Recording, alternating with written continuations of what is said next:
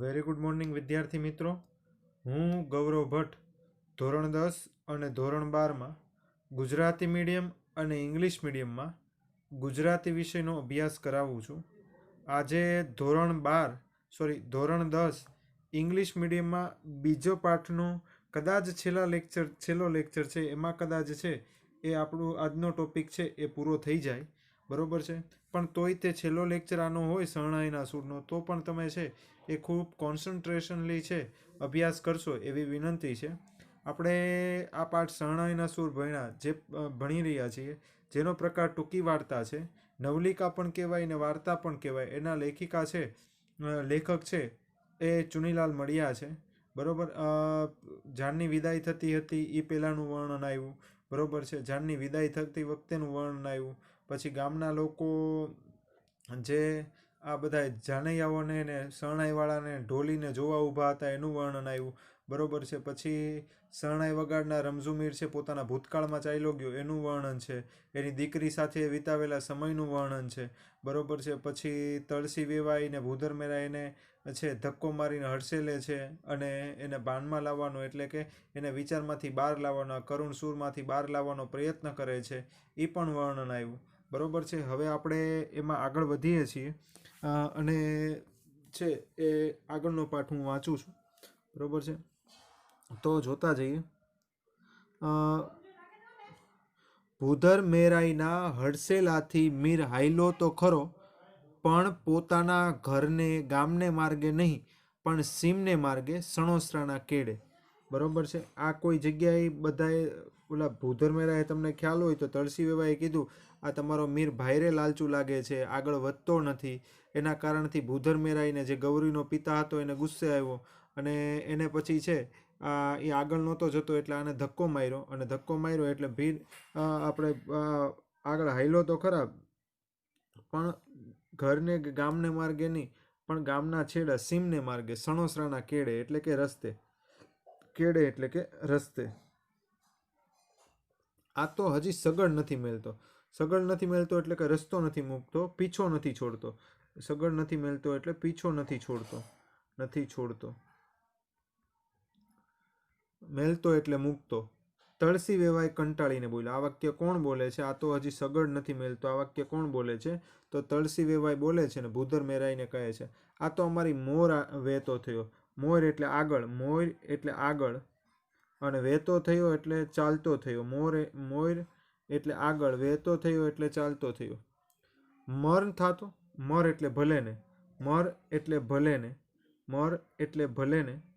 ભલે ને થાતો.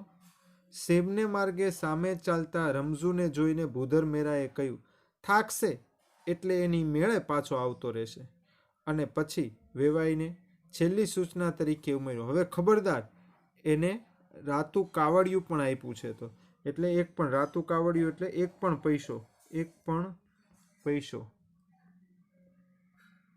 આપ્યો છે, તો તમે પહેલેથી જ છૂટે હાથે દાદ દેવા માંડી એમાં ડોસો સોનાના ઝાડ ભાળી ગયો. સોનાના ઝાડ ભાળી જવું એટલે સમૃદ્ધિ ભાળી જવી. સોનાના ઝાડ ભાળી જવું એટલે સમૃદ્ધિ ભાળી જવી. સોનાના ઝાડ ભાળી જવું એટલે સમૃદ્ધિ ભાળી જવી. પણ હવે ભૂંગળું ફૂંકીને મરી જાય તોય એની સામું જોશો નહીં.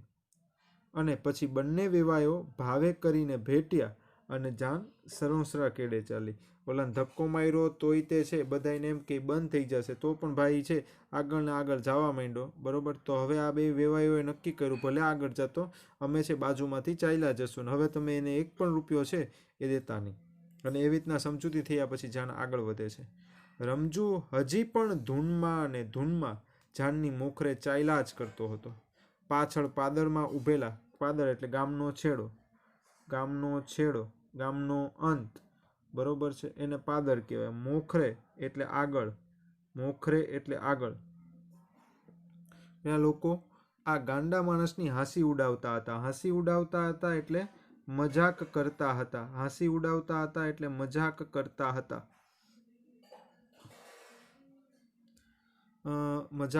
હતા. પુત્રી વળાવીને કુટુંબીઓ ભારે હૈયે ઘર તરફ પાછા ફરતા હતા. ભારે હૈયે એટલે દુઃખી હૃદયે. પાછા ફરતા હતા ત્યારે સ્ત્રીઓએ છેલ્લું ગીત ઉપાડ્યું હતું. એક આવ્યો તો પરદેશી પોપટો, બેની રમતા હતા માંડવા હેઠ. એટલે કે કોઈ એને પરણવા આવ્યું હતું, બેની છે રમતા હતા, મીન્સ કે એનું બાળપણમાંથી હજી માંડ મોટા થયા હતા. હેઠે એટલે નીચે. ધુતારો, ધુતારો ધૂતી ગયો એટલે મૂર્ખ ઓલા ઠગારો છેતરી ગયો, એમ ઠગ છેતરી ગયો.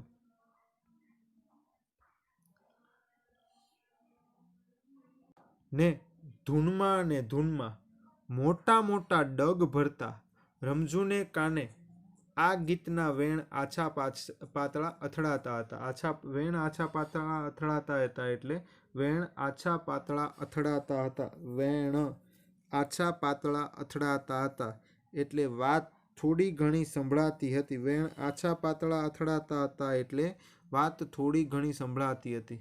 પણ એનું ધ્યાન નહોતું કે પોતે કઈ દિશામાં આગળ વધે. પુત્રી વિયોગના દુઃખ દર્દમાં એ જાણે દિશાશૂન્ય બની ગયો હતો. દિશાશૂન્ય એટલે કોઈ પણ માર્ગ કે દિશા ન સૂઝવી, કોઈ પણ માર્ગ કે દિશા ન સૂઝવી એને દિશાશૂન્ય કહેવાય.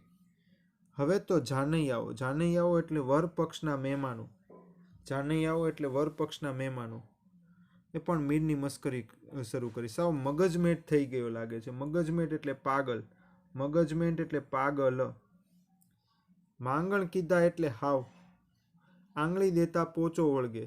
આંગળી દેતા પોચો વળગે એટલે કે થોડી દયા બતાવીએ તો પૂરેપૂરું છે. થોડી દયા, આંગળી દેતા પોચો વળગે એટલે થોડી દયા બતાવે ત્યાં પૂરેપૂરું છે એ મદદ લેવા પ્રયત્ન કરે. જીવને સંતોષ જ નહીં, મર વગાડ્યા કરે એનું ભૂંગળું. મર એટલે ભલે. હાલીને પગે પાણી ઉતરશે. પગે પાણી ઉતરવું એટલે થાકવું. પગે પાણી ઉતરવું એટલે થાકવું.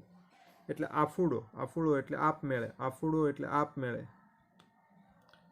પાછો વળશે. ને ઠેઠ સણોસરા સુધા એટલે સહિત. સણોસરા સુધી છે વગાડતો આવે તોય શું વાંધો છે. સામાયમાં પણ આની શરણાઈ કામ આવશે. સામૈયું એટલે જાનનું સ્વાગત. ગામના બીનને રૂપિયો ખટાવવો મૈટો. ખટાવવો એટલે કે લાભ આપવું, મૈટો. પણ રમઝુ સણોસરા સુધી ન ગયો. વચ્ચે કબ્રસ્તાન આવ્યું. મૃત વ્યક્તિને દાટવાની જગ્યા એને કબ્રસ્તાન કહેવાય. મૃત વ્યક્તિને દાટવાની જગ્યા તેને શું કહેવાય તો કે કબ્રસ્તાન કહેવાય. કે તુરત તેના પગ થંભી ગયા. પગ થંભી જવાય એટલે રોકાઈ જવું. પગ થંભી જવાય એટલે રોકાઈ જવું. ધણમાંથી પાછું ફરેલું ઢોળ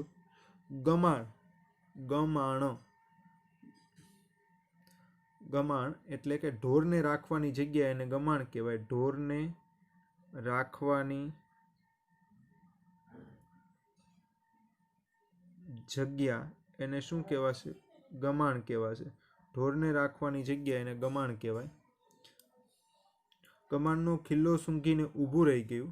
એમ કબ્રસ્તાનમાંથી આવતા મરવાના છોડની, મરવો એક પ્રકારનો છોડ છે, છોડની પરિચિત એટલે જાણીતી, સોડમ એટલે સુગંધ અથવા પરિમળ, સોડમ એટલે સુગંધ અથવા પરિમળ નાકમાં જતાં જ મીર ખચકાઈને ઊભો રહી ગયો. પાછળ વર કન્યા લઈને ગાડું આવતું હતું અને એની પાછળ જુવાન જાનૈયાઓ ઠીઠિયાઠોરી એટલે મસ્કરી, ઠીઠિયાઠોરી એટલે મસ્કરી સંભળાતી હતી. રમઝુની આંખ સામે સાસરે સોંઢતી એટલે વિદાય પામતી ગૌરી નહીં પણ સકીના પસાર. અત્યારે એને છે સામે જે લગ્ન થઈને છોકરી જતી હતી એ ગૌરી નહોતી લાગતી પણ પોતાની દીકરી જ લાગતી હતી. તુરત એનો હાથ ગજવા તરફ ગયો એટલે કે ખિસ્સામાં ગયો. ગજવા તરફ ગયો એટલે કે ખિસ્સામાં ગયો. પાદરમાં ભૂધર મેરાએ ધૂળમાં ઉસડો કરીને પરાણે ગજવામાં નખાવેલા પૈસા હાથ આવ્યા. જોઉં તો સાચે જ દોથો ભરાય. દોથો એટલે કે ખોબો. દોથો એટલે કે ખોબો.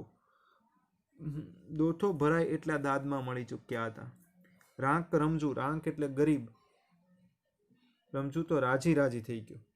હરખ ભૈરો એ ગાડા નજીક આવ્યો ને બોલ્યો, લે ગગી, આ કાપડના કરીને આપું છું. આ કોણ બોલે છે અને કોને કહે છે?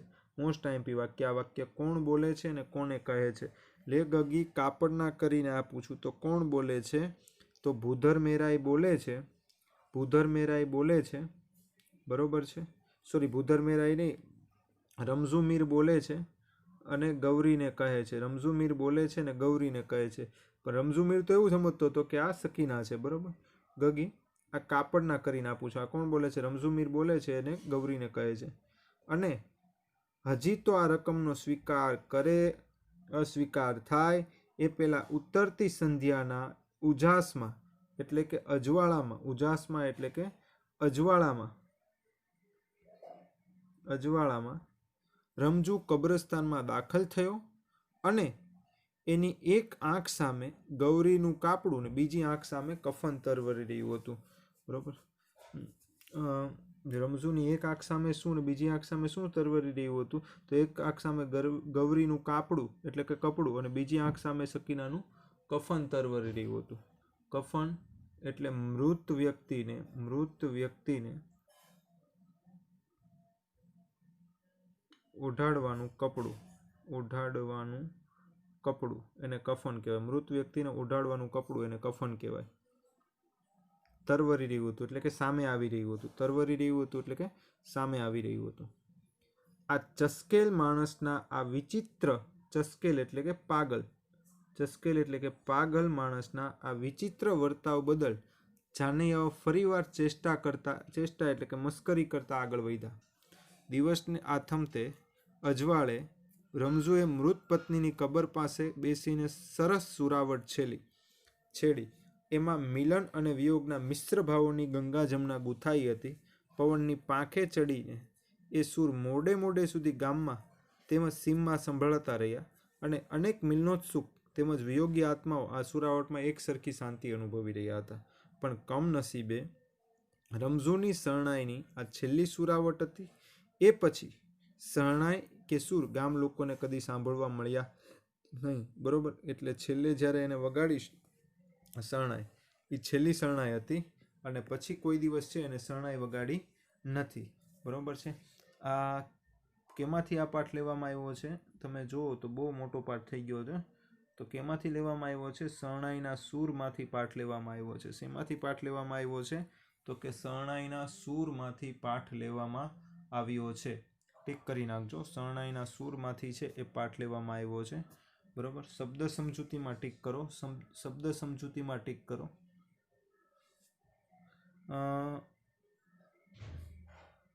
પરિતોષ ટીક કરો. પરિતોષ. રમમાણ ટીક કરો. પરિતોષ પછી રમમાણ.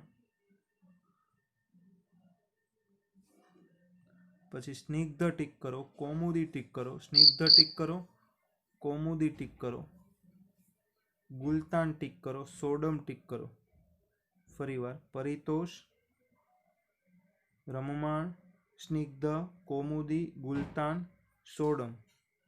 આટલા ટીક કરનાર. આ પાઠ શેમાંથી લેવામાં આવ્યો છે? તો કે શરણાઈના સૂરમાંથી લેવામાં આવ્યો છે.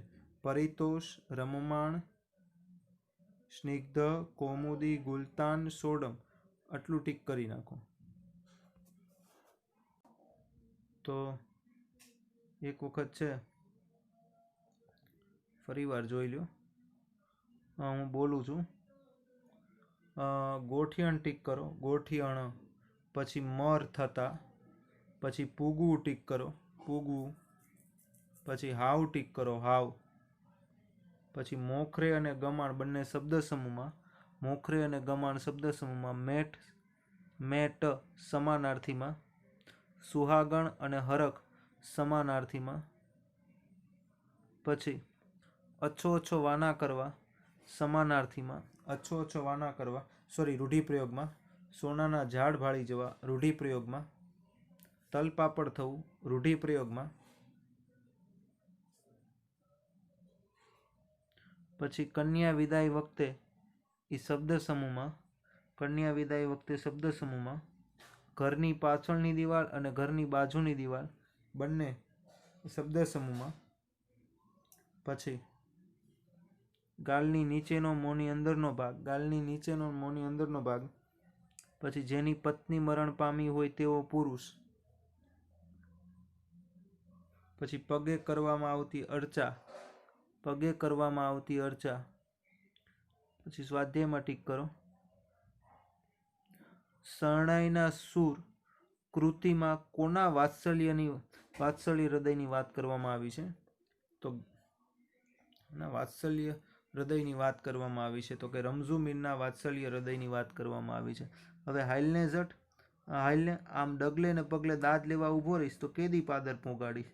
બરોબર, તો આ કોણ બોલે છે, કોને કહે છે, એવું આવશે. બરોબર, તો તળસી વેવાય આવશે.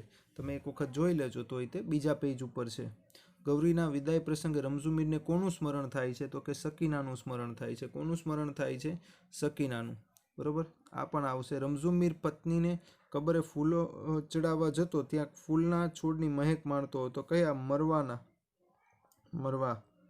બરોબર, પછી ત્રીજાનો બીજો પ્રશ્ન ટીક કરી નાખો. ત્રીજાનો બીજો પ્રશ્ન ટીક એ શરણાઈના શું ચોથા 4 માર્કમાં પહેલો અને બીજો બંને ટીક કરી નાખો. 4 માર્કમાં પહેલો અને બીજો બંને ટીક કરી નાખો. હવે આની સાથે છે ને હું એક વિડીયો જોડું છું, સોનેટનો વિડીયો જોડું છું આની સાથે. એ સોનેટનો અભ્યાસ છે એ તમે વિડીયો જોઈને સંપૂર્ણ રીતે છે આની સાથે છે એ સોનેટનો વિડીયો જોડું છું. એ સોનેટનો વિડીયોનો આપણે એક વખત અભ્યાસ કર્યો હોય તો ઠીક છે, ન કર્યો હોય તો મેં ટોટલ વિગત છે એ સોનેટના વિડીયોમાં સાથે આપી છે. આની સાથે મિક્સ જ કરી દીધું છે. બરાબર, એટલે એનો અભ્યાસ કરી લેજો. અને હવે પછીના લેક્ચરમાં હું શરૂઆતમાં છે આ પાઠનું હોમવર્ક તમને લખાવી દઈશ. બરાબર છે, છેલ્લા નવમો પાર્ટ કદાચ છે, તો 9મા પાર્ટનું જે હોમવર્ક બાકી છે એ તમને લખાવી દઈશ અને નવું ચેપ્ટર છે એ આપણે શરૂ કરશું. બરાબર છે, તો અત્યારના આપણે બહુ વ્યવસ્થિત રીતના છે આ પાઠ પૂરો કરી નાખ્યો છે. બરાબર, એમાં પણ તમને ન સમજાય તો તમે છે એ મને કહેજો. આવતા લેક્ચરમાં છે એ આપણે એક વખત પાઠને છે એ વાર્તા સ્વરૂપે સમજી અને પછી હોમવર્ક લખી નાખશું. બરાબર, અને છે એ બીજા કોઈ પ્રશ્નો સોનેટમાંથી તમને હોય તો મને કહેજો. આની સાથે જ તે સોનેટનું છે એનો અભ્યાસ તમે કરી લેજો. બરાબર, થેન્ક યુ વેરી મચ. તો સ્ટુડન્ટ્સ, આપણે હમણાં તે પહેલી 15 મિનિટમાં છે એ તમને ખ્યાલ છે કે 12મો પાઠ પૂરો કર્યો, જે તમારી માટે છે એ પ્રશ્નની દ્રષ્ટિએ કોઈ અગત્યનો નથી પાઠ. બરાબર છે, 12મા પાઠમાંથી વ્યાકરણ મેં તમને ટીક કરાવ્યું છે એમાં એક વખત નજર ફેરવી જવી. બરાબર છે, એટલે કદાચ છે એમાંથી એકાદ બે પ્રશ્નો વ્યાકરણના પૂછાઈ ગયા હોય તો તમને કોઈ આશ્ચર્ય ન થાય કે તમને છે એ કોઈ પણ પ્રકારનું છે એ કનર્ગત ન થાય. એટલે વ્યાકરણના પ્રશ્નો છે એ તૈયાર કરી જવા. મેં તમને એ 15 મિનિટમાં કરાવ્યું, પછી સાથે એમ પણ કીધું હતું કે હું તમને હવે જે નવું પાઠ કે કાવ્ય ભણાવીશ, બરાબર, એ પાઠ કે કાવ્ય તમને પરીક્ષામાં પૂછાશે એવું હું પાઠ કે કાવ્ય લઈશ. બરાબર છે, તો એ પાઠ કે કાવ્ય ભણીએ એ પહેલાં તમારો બધાયનો પ્રશ્ન હતો, ઇંગ્લિશ મીડિયમવાળાનો પ્રશ્ન હતો. બરાબર, કે સર કયા ચેપ્ટર પરીક્ષામાં છે એ એક વખત કહી દો ને. બરાબર, તો હું અત્યારના છે સ્ક્રીન રેકોર્ડરની સ્ક્રીન ઉપર જ તે કયા ચેપ્ટર પૂછાવાના છે ને એ લખું છું. ઇંગ્લિશ મીડિયમમાં કયા ચેપ્ટર પૂછાવાના છે એ સ્ક્રીન રેકોર્ડરની સ્ક્રીન ઉપર લખું છું, કે જે તમે તમારી ટેક્સ્ટ બુકમાં પહેલા પેજે લખી નાખો અથવા ફેરબુકમાં પહેલા પેજે કે કોઈ પણ જગ્યાએ છે તમે લખી નાખો. અને આમાં એ ખાસ ધ્યાન રાખવું કે તમારે આમાં આ આગ્રહ છે આની સિવાયના ચેપ્ટર છે જે નથી પૂછાવાના, એમાંથી મોટા પ્રશ્નો, ટૂંકમાં જવાબના પ્રશ્નો કે 1-2 વાક્યના પ્રશ્નો કે માગ્યા મુજબ એમાંથી કાંઈ નથી કરવાનું. બરાબર, વ્યાકરણમાં એક નજર ફેરવી લેવાની છે કે પછી તમે બંને બ્લેમ ન કરો. અને બીજું એ કે તમને પણ છે એક આશ્ચર્ય ન થાય કે આ કયા પાઠનું છે, આવું તો કાંઈ આવ્યું નથી. બરાબર છે, એટલા માટે તમે છે એ ખાલી વ્યાકરણ ઉપર ધ્યાન આપજો. બાકી ટૂંકમાં જ પ્રશ્નો છે, બરાબર છે, કે બીજા કોઈ પ્રશ્નો તમે છે આમાંથી તૈયાર ન કરતા. બરાબર છે,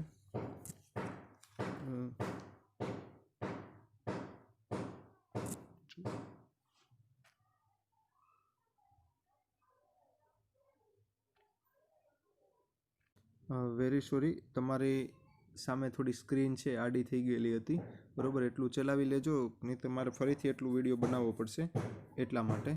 તો હવે છે એ આપણે કયા ચેપ્ટર પૂછાવાના છે એ હું તમને કહી દઉં. તો તમારી સામે છે એ ખરેખર ચેપ્ટર કયા છે એ હું તમને કહી દઉં. તો 1, 2, 3, 4, 5, 6, 7, 8, 10, 11, 13, 14, 17, અને 21 આટલા ચેપ્ટર છે. કયા ચેપ્ટર છે? ફરીવાર હું લખું છું. 1 2 3 4 5 6 7 8 10 11 13 14 17 અને 21 ચેપ્ટર છે એ પરીક્ષામાં છે. આની સિવાયના ચેપ્ટર છે એ પરીક્ષામાં નથી. બરોબર છે. 1 છે, 2 છે, 3 છે, 4 છે, 5 છે, 6 છે, 7 છે, 8 છે, 10 છે, 11 છે, 13 છે, 14 છે, 17 છે અને 21 છે.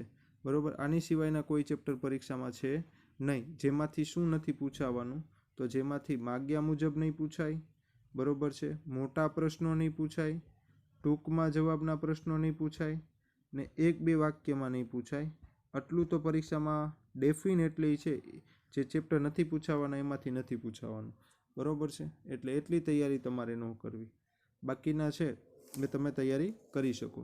તો હવે આપણે આ કાવ્ય જે છે, બરોબર છે, વતનનો તલસાટ, રમણીક અરાલવાળાનું કાવ્ય છે. એ રમણીક અરાલવાળાનું કાવ્ય ભણીએ. બરોબર. એ પહેલાં મારે તમને છે ને આની થોડી ઘણી બીજી વિગતો કહેવી છે. બરોબર. કે આ કાવ્યનો પ્રકાર છે ને સોનેટ છે. આ કાવ્યનો પ્રકાર છે એ સોનેટ છે. બરોબર. કાવ્યનો પ્રકાર સોનેટ છે. બાજુમાં લખતા જ જજો. આ કાવ્યનો પ્રકાર સોનેટ છે. બરોબર. સોનેટ એટલે 14 પંક્તિનું કાવ્ય. 14 પંક્તિનું કાવ્ય એને સોનેટ કહેવાય.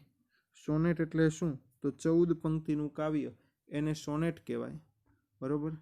સોનેટ જોઈએ ને તો ગુજરાતમાં શરૂઆત કરાવનાર, સોનેટની ગુજરાતમાં શરૂઆત કરાવનાર બલવંતરાય કલ્યાણરાય ઠાકોર. સોનેટની ગુજરાતમાં શરૂઆત કરાવનાર બલવંતરાય કલ્યાણરાય ઠાકોર. એનું ઉપનામ છે સેહની. એનું ઉપનામ છે સેહની. બરોબર છે. બલવંતરાય કલ્યાણરાય ઠાકોર, જેનું ઉપનામ છે સેહની. હું ફરીવાર આટલું કહી દઉં. આમ તો સોનેટ મૂળ ઇટાલીનું છે. બરોબર. એમાંથી ભારત આવ્યું બલવંતરાય કલ્યાણરાય ઠાકોર દ્વારા. સોનેટ એટલે શું? તો સોનેટ એટલે 14 પંક્તિનો કાવ્ય સમૂહ. 14 પંક્તિનો કાવ્ય સમૂહ. બરોબર. કે જેમાં છેલ્લી 2 પંક્તિમાં છે ને કે ચમત્કૃતિ હોય ક્યાંક. બરોબર. ક્યાંક નવીન વાત 12 પંક્તિમાં કરી હોય ને એની સિવાય છેલ્લી 2 પંક્તિમાં ક્યાંક બીજી વાત કરી હોય. બરોબર. એવો કાવ્ય સમૂહ એને શું કહેવાય? તો કે સોનેટ કહેવાય. બરોબર. સોનેટ છે, બરોબર, એ ગુજરાતમાં લાવનાર મેં તમને પહેલાંય કીધું બલવંતરાય કલ્યાણરાય ઠાકોર ગુજરાતમાં લાવનાર. અને એનું ઉપનામ છે સેહની. એનું ઉપનામ છે સેહની. બરોબર છે. એનું ઉપનામ છે સેહની. હવે સોનેટના મૂળ 3 પ્રકાર છે. કેટલા પ્રકાર છે સોનેટના? 3 પ્રકાર છે. પહેલું છે શેક્સપિયરન સોનેટ. શેક્સપિયર નામનો છે એક નાટ્યકાર થઈ ગયો.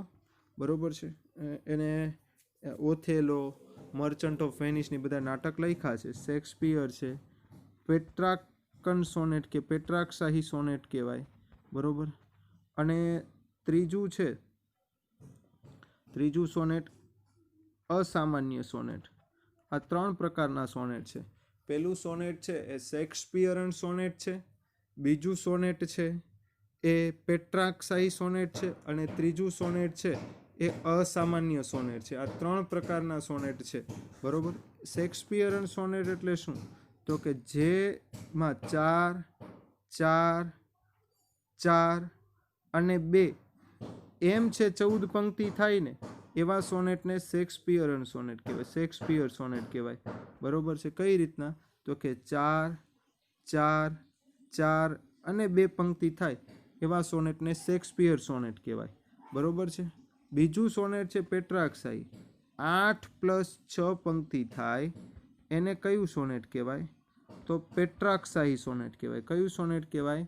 તો કે પેટ્રાર્કશાહી. કઈ રીતના પંક્તિ થાય? 8 + 6 એને છે એ પેટ્રાર્કશાહી સોનેટ કહેવાય. બરોબર. અને અસામાન્ય સોનેટ એટલે શું? અસામાન્ય સોનેટ એટલે શું? તો કે આવી કોઈ પંક્તિના પેટર્નમાં ન આવે, સીધી 14 પંક્તિ આવે, એને કયું સોનેટ કહેવાય? તો કે અસામાન્ય સોનેટ કહેવાય. કયું સોનેટ કહેવાશે? તો કે અસામાન્ય સોનેટ કહેવાશે. બરોબર. સોનેટની ફરીવાર રિવાઇઝ કરી દઉં અને આટલું લખી નાખો. સોનેટ પહેલાં લખો, સોનેટ એટલે શું? બરોબર. થિયરિકલ લખી નાખો, માગ્યા મુજબમાં પૂછાય. સોનેટ એટલે શું? સોનેટ એટલે શું? એનો જવાબ લખો. 14 પંક્તિનો કાવ્ય સમૂહ, 14 પંક્તિનો કાવ્ય સમૂહ તેને સોનેટ કહેવાય. 14 પંક્તિનો કાવ્ય સમૂહ તેને સોનેટ કહેવાય. બરોબર છે. પછી અને એમાં આગળ લખી નાખો. હજી તેની છેલ્લી 2 પંક્તિમાં ચમત્કૃતિ સાધેલી હોય, તેની છેલ્લી 2 પંક્તિમાં ચમત્કૃતિ સાધેલી હોય. પછી બીજો પ્રશ્ન લખો. સોનેટને ગુજરાતમાં લાવનાર કવિ કે લેખકનું નામ જણાવો. સોનેટને ગુજરાતમાં લાવનાર કવિ કે લેખકનું નામ જણાવો.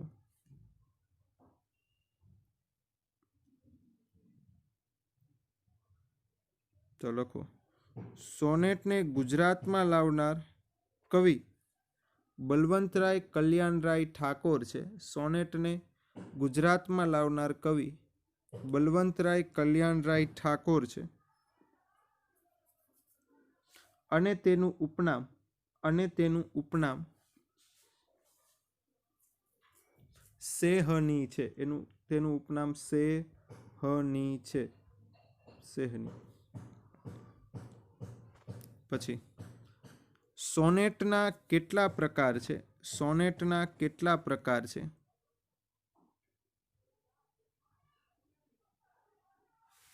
લખો. સોનેટના 3 પ્રકાર છે. સોનેટના 3 પ્રકાર છે.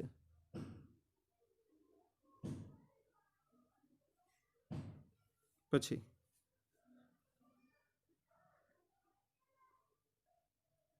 સોનેટના 3 પ્રકારના નામ લખો. સોનેટના 3 પ્રકારના નામ લખો. પહેલું શેક્સપિયરન સોનેટ. શેક્સપિયરન સોનેટ. બરોબર. બીજું પેટ્રાંકન કે પેટ્રાકશાહી સોનેટ. પેટ્રાકશાહી સોનેટ કે પેટ્રાંકન સોનેટ. અને ત્રીજું અસામાન્ય સોનેટ.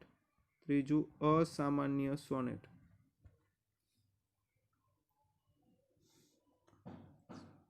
હવે આમ લખો. શેક્સપિયરન સોનેટ. શેક્સપિયરન સોનેટ 4 4 4 અને 2 પંક્તિ. 4 4 4 અને 2 પંક્તિ. બીજું પેટ્રાંકન સોનેટ લખો. પેટ્રાંકન સોનેટ.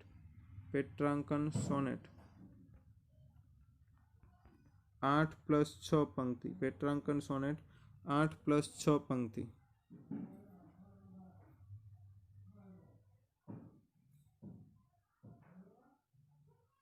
અને અસામાન્ય સોનેટ. અસામાન્ય સોનેટ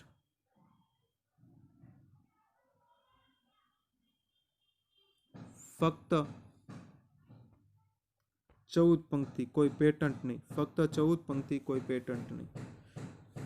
તો અહીંયા છે એ આપણે આજનો લેક્ચર પૂરો કરીએ છીએ. બરોબર છે. Thank you very much.